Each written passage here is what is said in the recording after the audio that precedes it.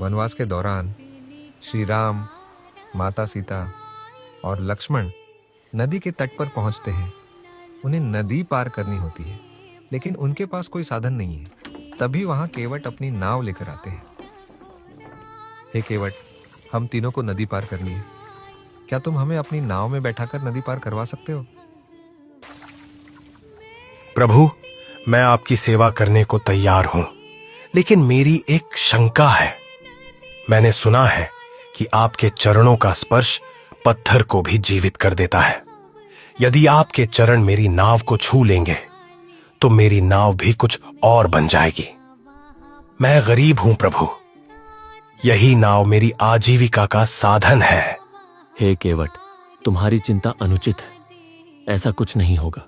प्रभु, मुझे विश्वास तो है, लेकिन मैं आपसे एक विनती करता हूं। कृपया मुझे आपके चरण धोने दीजिए, यह मेरा सौभाग्य होगा। केवट जल्दी से पानी लाता है और भगवान राम के चरण धोता है। वह इस सेवा से अत्यंत प्रसन्न होता है। अब आप मेरी नाव में बैठ सकते हैं प्रभु।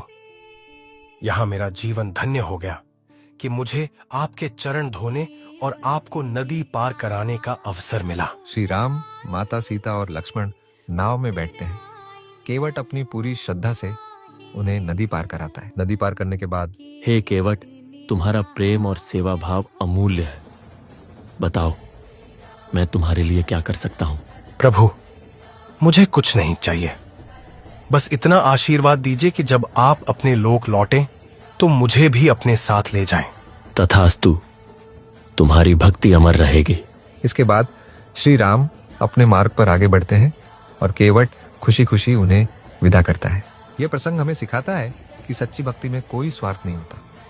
भगवान अपने भक्तों की निस्वार्थ सेवा को हमेशा स्वीकार करते हैं और उनका उद्धार करते हैं।